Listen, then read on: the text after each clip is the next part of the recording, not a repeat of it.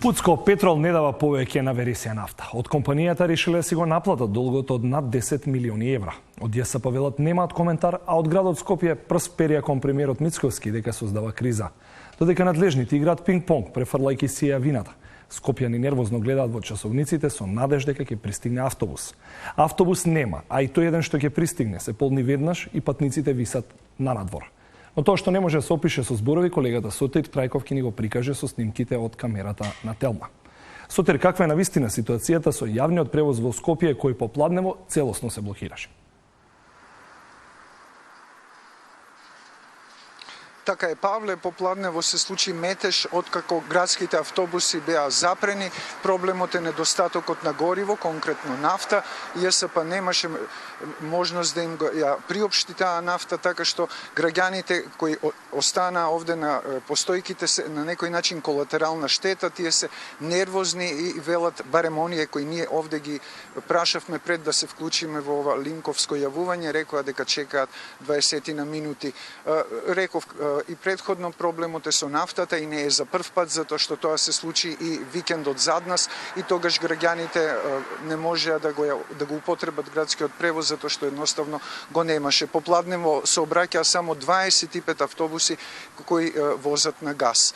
Како што каже и ти, се јавија градските власти и рекоа дека проблемот е во обструкцијата од страна на централната власт, затоа што, како што рекоа конкретно, на некој начин е поништена јавната набавка за обезбедување на газ од страна на Бирото за јавни набавки и во оваа ситуација проблемот е и дополнителен поради тоа што и приватните превозници кои доскоро велеа дека едноставно не им е испочитувано барањето за зголемување на цената по километар, сега велат не возат попладнево затоа што не се валоризирани извештаите за возење. Едноставно хаотична ситуација која паѓа на грбот на граѓаните. Ние подготвивме и анкета, па во неа граѓаните велат дека едноставно ќе мораат да одат пешки, дека е хаотично. Предлагам да слушнеме повеќе од нив. Добро што тргнавте еден час порано, имам колоквиуми денес, така да ќе треба да пешачам 25 минути до Финки. Често користите автобус, се служите со овој начин? Цело време отприлика користам автобус за секаде. Останаа без гориво и нема да настана проблем. Како ќе си одите дома? Пешки. А што и да се каже, па на истото ќе дојдеме. Нема никако да тргне према напред работата, а Европа се споменува вамо таму прашање.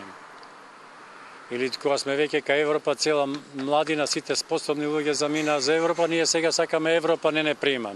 Алтернатива имате ли за ова? Често ли користите автобус? Па кога сум овде во Скопје, често користам. Морам да користам. Што ќе правите како алтернатива? Па ништо, пешки ќе одам сега.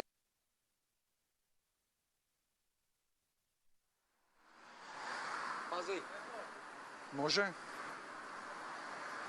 Еве да кажеме дека забележавме еден автобус кој во моментот собира патници, така што се надеваме дека ситуацијата во текот на вечерта ќе се стабилизира. Немаме информации, затоа што знаеме дека не е платен долгот кон Пуцко Петрол кој беше добавувач на ЈСП на нафта, а знаеме и тоа дека договорот е веќе истечен помеѓу двете страни, така што како ќе се одвиваат работите е неизвестно и останува, повторувам, се на грбот на граѓаните. Реагираа попладнево за тоа и од Универзитетското студентско собрание, тие поставија ултиматум и рекоа подитно да се најде решение на проблемот, да се стабилизира сообраќајот со јавниот превоз во Скопје и исто така побара да се обезбедат современи транспортни превозни средства. Павле, дали имаш некое дополнително прашање? Точно така, Сотир ги напомена и студентите. Ние продолжуваме понатаму. Ти благодарам за извештајот, а да подсетиме, проблемот се продлабочува, особено сагата за јавниот автобуски превоз трае со месеци, откако приватните превозници, иако го обновија договорот со град Скопје, се уште не им исплатен долгот од над 2 милиони евра, па и тие ги редуцираа линиите. Градоначалничката Арсовска тогаш кажа дека автобусите не чинат, иако им ги продолжи договорите на приватните превозници за сите линии. И тогаш сметаше дека не нуделе субстандардни услови за превоз.